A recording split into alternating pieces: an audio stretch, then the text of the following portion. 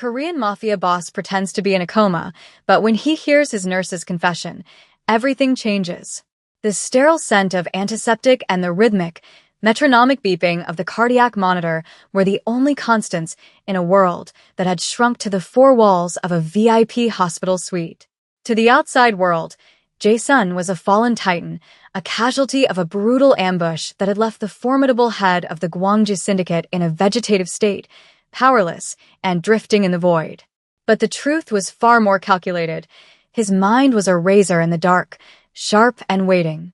He had trained for years in the discipline of stillness, slowing his breath until it was barely a ghost of a respiration, keeping his heart rate artificially low, and enduring the humiliation of being discussed as if he were already a corpse. He lay there, paralyzed by choice, listening to the vultures circle his empire.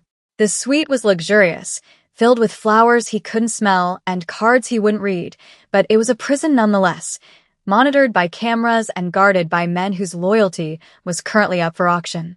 The door clicked open, the heavy sound of expensive Oxfords hitting the linoleum floor signaling the arrival of the very men he had once called brothers. Sang-woo, his second-in-command, entered with the arrogance of a man who had already tried on the crown and found it fitting. Accompanying him was Director Cho, the syndicate's legal counsel, a man whose voice dripped with a slippery cadence of corporate betrayal. Jae-sun kept his eyes closed, his chest rising and falling in the shallow, practiced rhythm of the comatose. He could feel their presence looming over the bed, the heat of their ambition radiating in the cool air. They spoke freely, stripped of the coded language they used in public, confident that the man in the bed was nothing more than a husk. Sang-woo laughed, a sound that lacked all mirth, noting how easy the transition had been, how the lower captains had fallen in line once they believed Jae-sun was brain dead. They discussed the timeline for the final acquisition, a restructuring of the organization's legitimate shipping fronts that would wash away Jae-sun's legacy and replace it with a hollow, profit-driven shell. The vote was scheduled for the end of the week, a mere formality that required only the official declaration of Jae-sun's permanent incapacity. Every word they spoke was a dagger, but Jae-sun did not flinch. He merely filed the information away, building a mental dossier of treason that he would execute with extreme prejudice when the moment was right. The atmosphere in the room shifted when the evening shift began, the heavy, oppressive energy of the conspirators replaced by a different kind of presence. The door opened again, softly this time, accompanied by the squeak of rubber-soled shoes. It was the night nurse, Keisha. She was a 24-year-old African-American woman who moved with a quiet, efficient grace that Jae-sun had come to recognize over the last 3 weeks. She wore light blue scrubs that rustled softly as she checked the monitors and adjusted the fore-drip with a gentleness that was entirely foreign to the violent world Jae-sun inhabited. Unlike the other staff, who treated him like a piece of broken furniture or an inconvenient workload, Keisha spoke to him. She narrated her actions, explaining that she was changing his fluids or adjusting his pillows, maintaining his dignity even when he could not demand it himself. Jae-sun had observed her through the narrowest slits of his eyelids when the room was dim, noting the exhaustion in her posture and the determined set of her jaw. She was not part of the game. She was a civilian, an innocent bystander in a war zone she didn't know existed. On this particular night, however, the routine was different. Keisha did not just check the charts. She lingered by the bedside, her hand resting lightly on the railing near his arm. The room was silent save for the machines, and when she spoke, her voice was a trembling whisper, thick with fear and a heavy moral burden. She leaned in close, checking the door to ensure they were alone. "I know you can't hear me," Keisha whispered, her voice cracking slightly. "But I have to say it out loud, or I'm going to lose my mind. I know what they're doing to you." Jae-sun's internal focus sharpened instantly. This was the confession. "I saw the new orders Director Cho filed," she continued, her words tumbling out in a rush of anxiety. "They changed your medication schedule.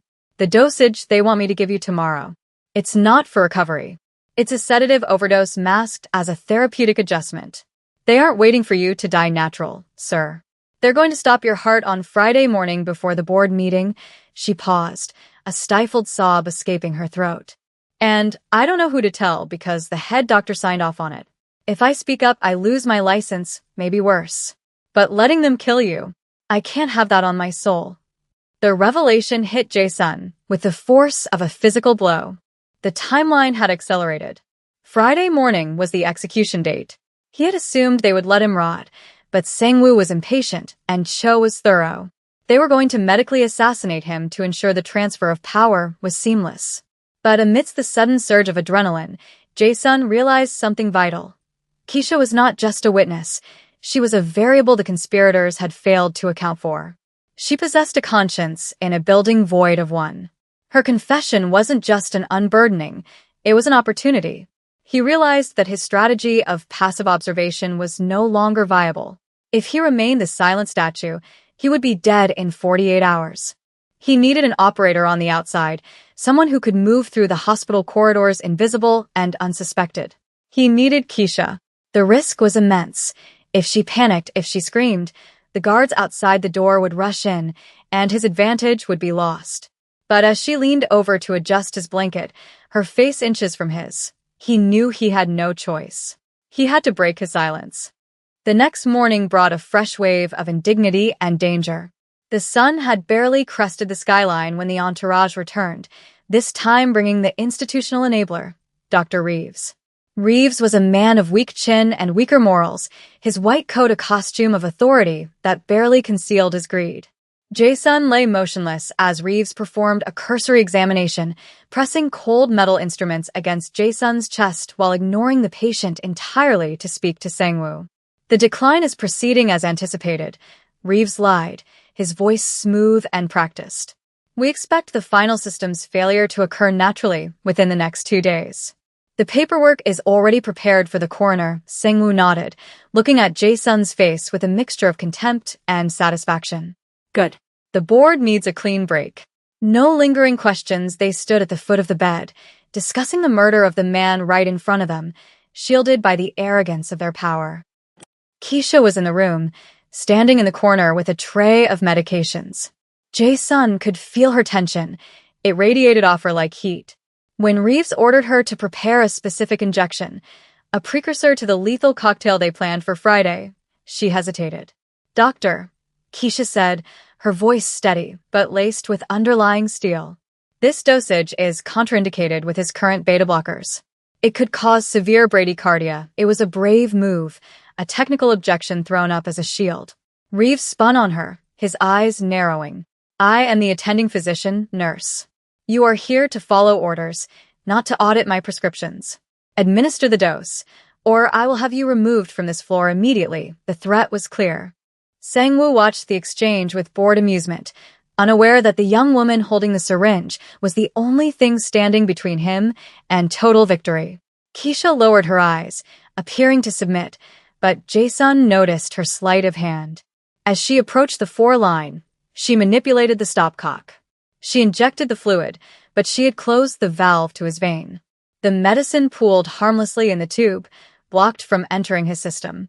She had saved him, right in front of their eyes. That night, the hospital settled into the eerie quiet of the third shift. The guards outside were lax, lulled into complacency by weeks of inactivity. Inside the room, the lights were dimmed to a low amber glow. Keisha was checking the vitals monitor, her back to the bed, her shoulders slumped with the weight of the day's deception. She was trapped, complicit in a murder she was desperately trying to stall, terrified that her small act of rebellion with the four-line would be discovered. She jumped when she heard the sound, not a machine beep, but the friction of sheets moving. She turned around, her eyes widening in shock. Jae-sun had turned his head. His eyes were open, dark and lucid, locking onto hers with an intensity that froze the scream in her throat. Do not make a sound, Jae-sun said. His voice was raspy from disuse, scraping like gravel, but it commanded absolute authority. Keisha gasped, her hand flying to her mouth, stumbling back until she hit the wall. You're awake, she whispered, her eyes darting to the door. You've been awake. Jae-sun slowly raised a finger to his lips, signaling for silence. I heard you last night, Keisha, he said, using her name with deliberate familiarity. I heard your confession, and I saw what you did with the four today. You saved my life. He pushed himself up slightly, the muscles trembling but obeying his command. They plan to kill me on Friday. You know this. And I know that you are the only person in this building who hasn't been bought. Keisha was shaking, tears welling in her eyes. I don't know what to do. They're powerful men. If they know you're awake, they'll kill us both right now. That is exactly why they cannot know, Jae-sun replied, his gaze unwavering. Not yet. I need your help, Keisha. I cannot move freely, but you can. You are the invisible woman. They see a nurse. They see furniture. They don't see a threat. He beckoned her closer. She hesitated, terrified, but the moral clarity that had compelled her to confess the night before pulled her toward him. She approached the bed, her heart hammering against her ribs. What do you want me to do? She asked.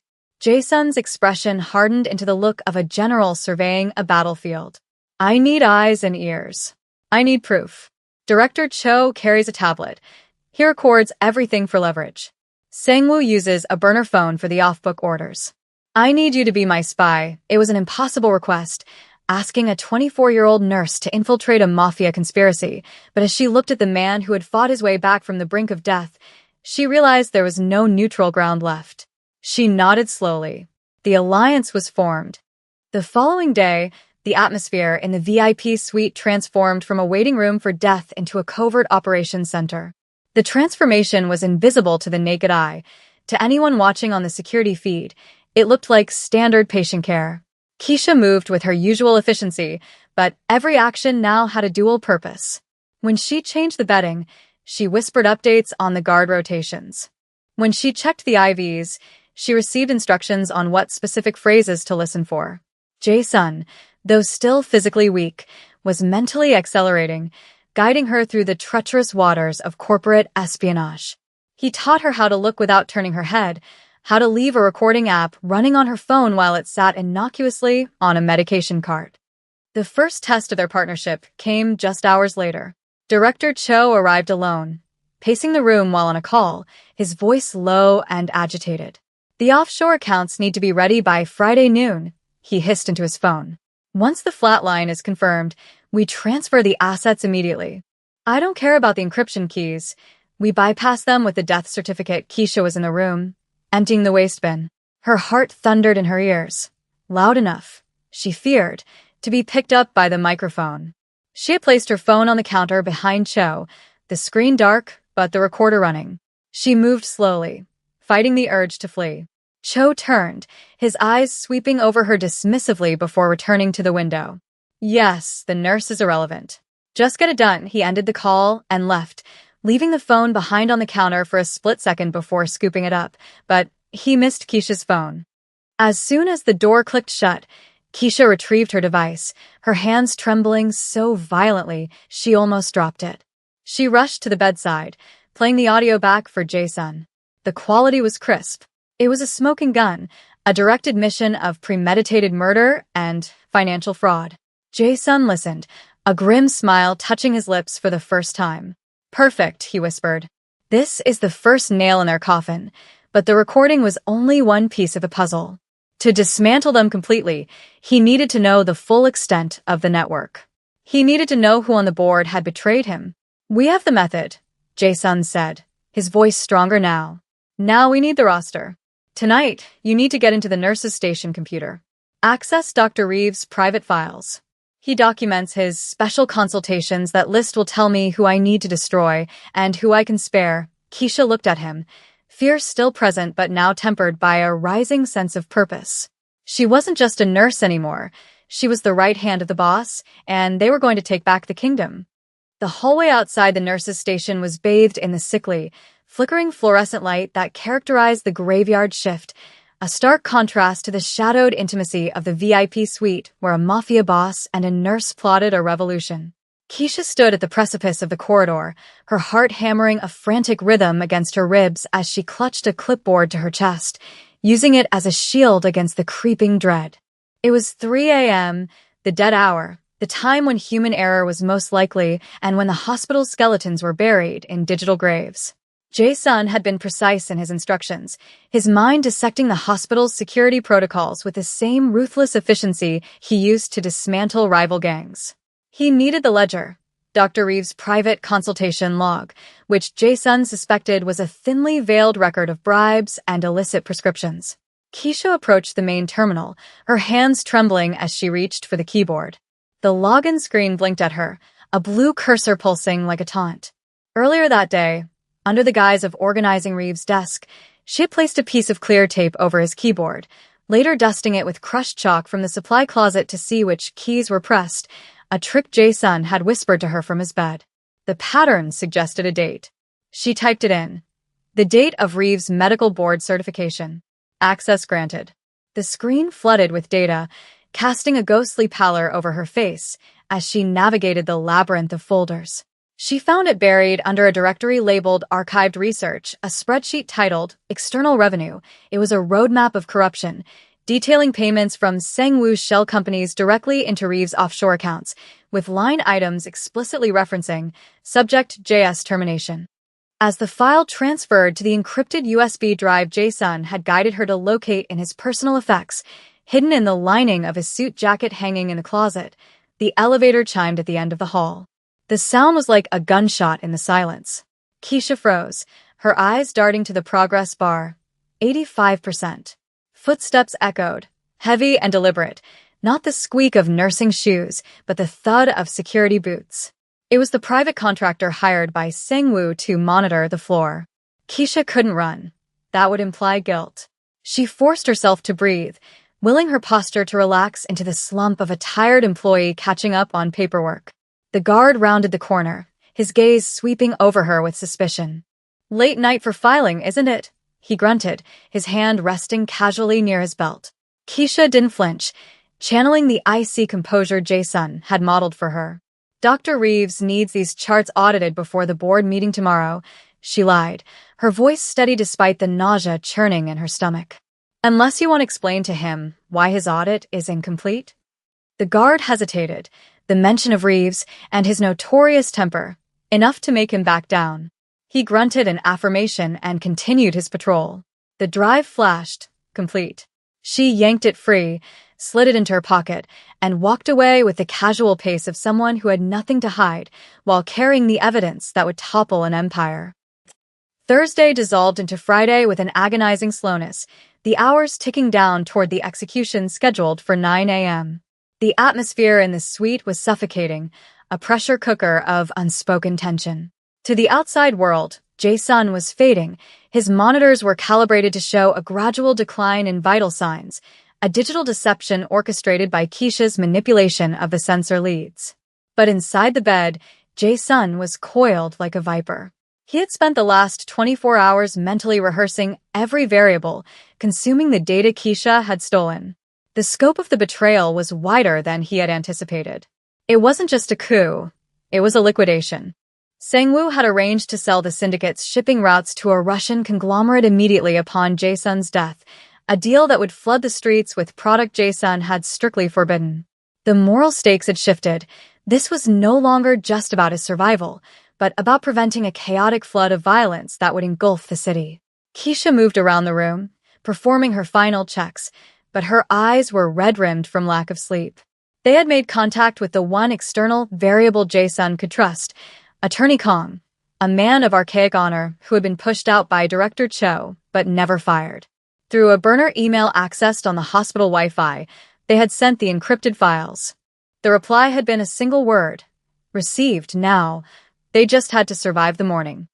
You have to leave the room when they come, Jae-sun whispered during her morning rounds, his voice barely audible over the hum of the HVAC. If things go wrong, I do not want you in the crossfire. Keisha shook her head, adjusting his blanket with fierce determination. No. I'm the nurse. I have to be here to administer the final dose if I leave. Reeves does it himself, and he won't hesitate. I'm staying. It was a defiance that Jae-sun respected, a sign that the civilian had forged herself into a soldier in the span of 3 days. He didn't argue.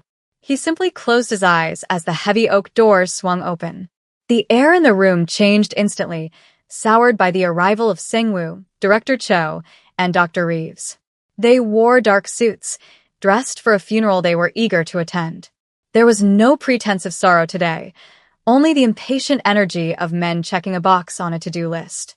Time of death will be recorded as 9:15 a.m., Reeves stated clinically, opening a silver case on the rolling table. He withdrew a syringe filled with a clear, viscous liquid, potassium chloride, enough to stop a heart instantly. Heart failure secondary to trauma complications. Clean. Simple, Sang-woo stood at the foot of the bed, staring at the man who had been his mentor, his face devoid of anything but greed. Do it, Sang-woo commanded. The buyers are waiting. The moment stretched, elastic and terrifying. Dr. Reeves stepped forward, the needle glinting under the harsh overhead lights. Keisha stood by the monitor, her hands clasped so tightly her knuckles were white, waiting for the signal. Reeves swabbed the injection port on the foreline, the smell of alcohol sharp and stinging. Goodbye, boss, Sang-woo muttered, checking his watch. As Reeves' thumb depressed the plunger, ready to push the lethal dose into the line, the rhythm of the heart monitor did not slow. It accelerated. A steady, powerful thumping filled the room, faster and stronger than a dying man's heart should ever be. Reeves paused, confused, looking up at the screen. In that split second of hesitation, the hand that had lain motionless for weeks shot up. Jae-sun's fingers clamped around Reeves' wrist with the crushing force of a hydraulic press. The doctor yelped, dropping the syringe, which clattered loudly onto the linoleum. The room froze. Sang-woo took a step back, his face draining of color. Jae-sun slowly opened his eyes, and the fog of the coma was gone, replaced by a burning, terrifying clarity. He sat up, the movement fluid and controlled, ignoring the wires that pulled at his chest. He didn't look at the doctor wincing in his grip. His eyes were locked on his second-in-command. You are always impatient, Sang-woo, Jae-sun said, his voice rough but booming, filling the silence with command. And you, Cho, were always sloppy. The shock in the room was palpable, a physical force that pinned the conspirators to the floor. He's awake, Cho stammered, backing toward the door. Guard. Get the guard. But the door didn't open for his mercenaries.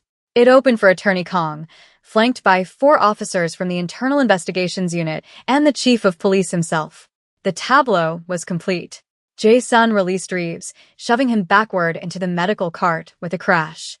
There is no need for guards, Jae-sun continued, swinging his legs over the side of the bed. The police have the recording of you ordering my murder, Cho. And they have the bank records you thought were secure. He pointed to Keisha, who stepped forward, no longer the terrified nurse, but the witness for the prosecution.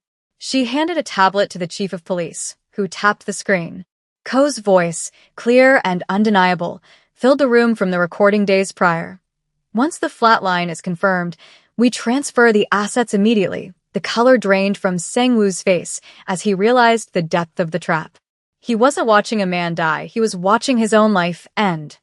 The unraveling was swift and brutal, not in violence, but in the cold machinery of justice.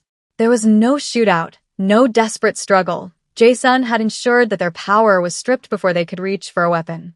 The officers moved in, cuffing Dr. Reeves first, who began to weep and babble about being coerced. Director Cho maintained a stony silence, the lawyer in him already calculating odds that no longer existed. But it was the interaction between Jae-sun and Sang-woo that held the room's oxygen. The betrayed mentor stood before the usurper, looking down at him with a disappointment that cut deeper than any knife. You wanted the crown, Jae-sun said quietly, but you didn't want the weight. You thought leadership was about profit. It is about people. Sang-woo looked at the floor, unable to meet the gaze of the man he had tried to kill. It was just business, he whispered, a pathetic epitaph for his ambition. No, Jae-sun corrected him, glancing at Keisha, who stood tall by the window. It was a test. And you failed. As they were led away, the hospital room felt suddenly spacious, the oppressive air of conspiracy vented out, leaving only the sterile, clean scent of a new beginning. Jae-sun turned to Keisha. He didn't offer a handshake. He offered a bow, deep and respectful, acknowledging that the hierarchy had been irrelevant in the face of her courage. You saved more than my life today, he told her. You saved the soul of this organization. 6 months later, the skyline of the city gleamed under a bright autumn sun, a visual echo of the clarity that had been restored to the Gwangju Syndicate. The organization had been purged, the criminal elements excised, and the legitimate shipping logistics expanded into a transparent, lawful enterprise. Jason sat in his office, not a shadowy den of smoke and whispers, but a glass-walled room overlooking the harbor. He looked different, older, perhaps, with silver threading his hair, but lighter. He signed the final papers for the Keisha Williams Medical Scholarship Foundation, a massive endowment designed to fund nursing and medical degrees for underprivileged students. Across the city, Keisha walked out of the medical school admissions office, a letter of acceptance in her hand. She wasn't just a survivor of the incident, she was its greatest victory. She stopped to check her phone, seeing a news notification. Syndicate reforms lead to record low crime rates. She smiled, knowing the truth behind the headline. She met Jason one last time at a quiet park by the river. It was a meeting of equals. They didn't speak of the fear or the syringe or the dark nights in the hospital room. They spoke of the future. "You have a long road ahead, Doctor," Jason said, using the title she had not yet earned but surely would. "And you have a lot of cleaning up left to do," she replied, gesturing to the city. "The network Cho used," she added, her tone turning serious. The money didn't stop with him.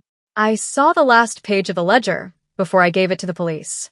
There were transfers to a consortium in Zurich." Cho was just a middleman. Jason nodded, his expression darkening slightly, the warrior re-emerging behind the CEO's mask. "I know. We cut off the head of the snake, but the body is still moving in the tall grass.